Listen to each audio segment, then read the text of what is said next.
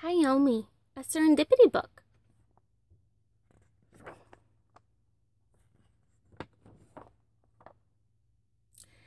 In the magical mists, where all the oceans of the world came together, was a mystical island of shaded jade. The streaming beams of sunlight would glisten on the blossoms of 100,000 cherry trees, whose beauty bloomed for all to see. This was the island of Mitsukami. Near the very center of the island stood a meadow that encompassed all the beauty around it. The cherry blossoms danced in the soft, gentle breezes across the meadow, creating a blizzard of snowy petals.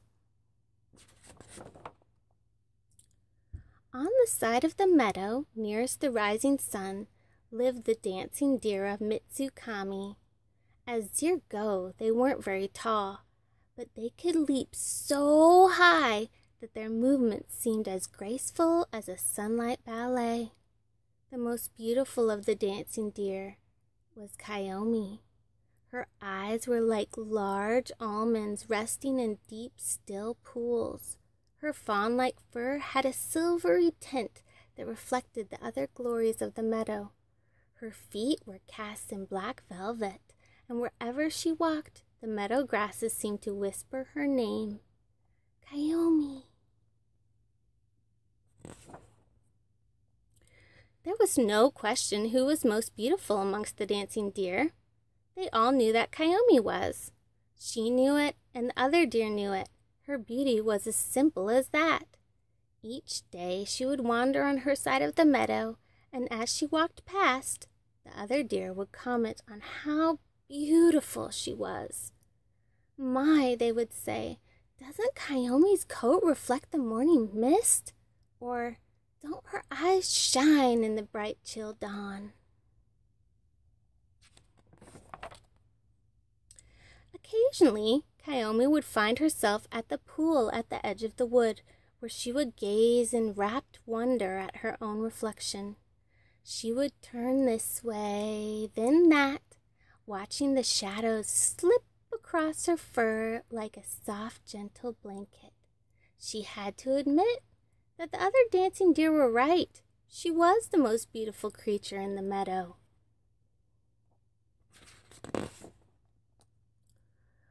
On the other side of the meadow, winds away from the dancing deer, were the caves of the fire lizards of Mitsukami. They were long, graceful creatures whose scales were colored the dusky fire shades of the setting sun. The most beautiful of the fire lizards was Sumi. His scales, like flakes of mica and gold, danced with the night light. His eyes flashed a bright, intense blue that brought even the color of the sky to shame. As he would gracefully slither from rock to rock, the winds would call his name. Sumi.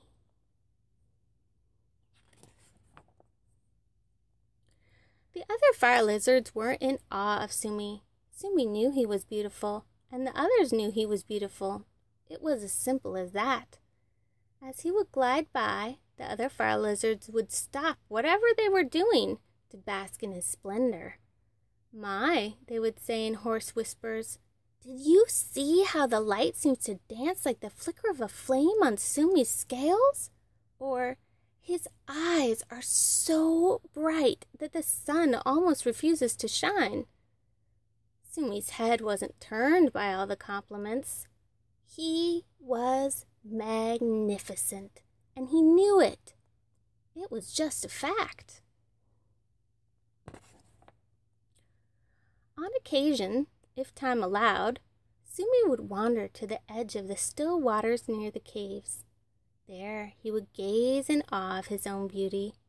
He would turn this way and that, watching the light skip and dance across his diamond-shaped scales. The other fire lizards were right. He was the most majestic creature in the meadow. Or so he thought.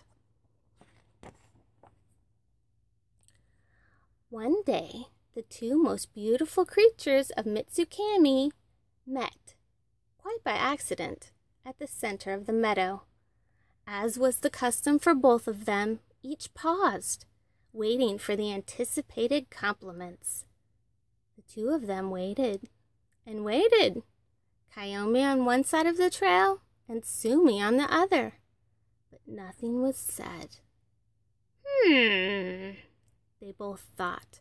Maybe the other is not seeing me in my best light.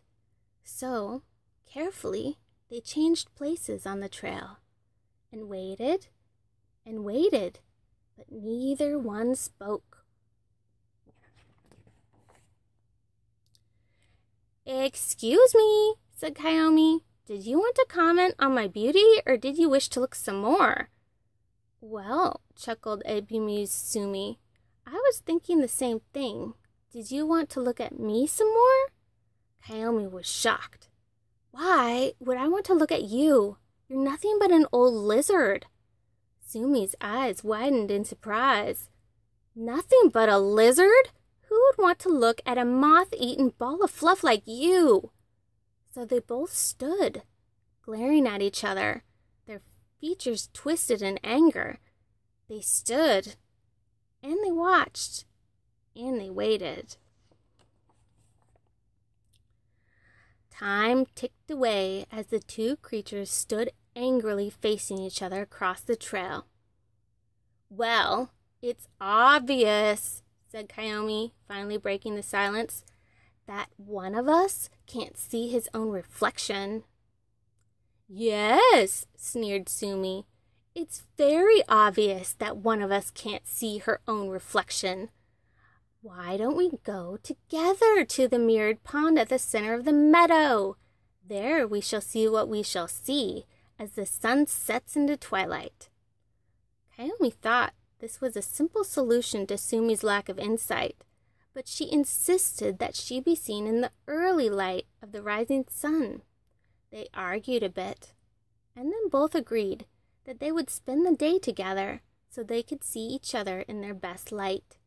Satisfied that the question of beauty would soon be resolved, they headed for the mirrored pond, Kiyomi leaping down the trail with Sumi striding majestically beside her. They waited at the edge of the pond, each on one side. As the waning light of dusk glittered and skipped across the water, it reflected on Sumi's scales like 1,000 diamonds in candlelight. But the light also gently caressed Kiyomi's soft, velvety fur. They stood, nearly frozen in place throughout the night, waiting for the final test. Then, its rays like bright golden ribbons, the sun rose from the east. The light danced across the water, reflecting off Kiyomi in all her beauty and splendor. But the light also glittered in the bright blue eyes of Sumi. Finally, both were satisfied. They turned away from each other to go back to their own parts of the meadow. They didn't speak to one another as they parted. Sumi didn't want to embarrass the silly dancing deer. After all, it would be hard for her to admit that he was more beautiful than she, but she had seen his reflection. Kiyomi chuckled as she walked away from the poor little lizard. It would be so hard for him to admit that she was more beautiful than he, but he had seen her reflection. Because they were so absorbed with themselves, neither of them saw the tiniest, most beautiful mouse in all the meadow, gazing at her perfect reflection from the grass at the edge of the pond.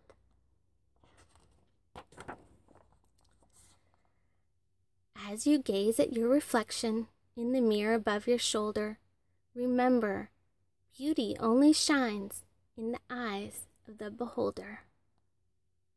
The end.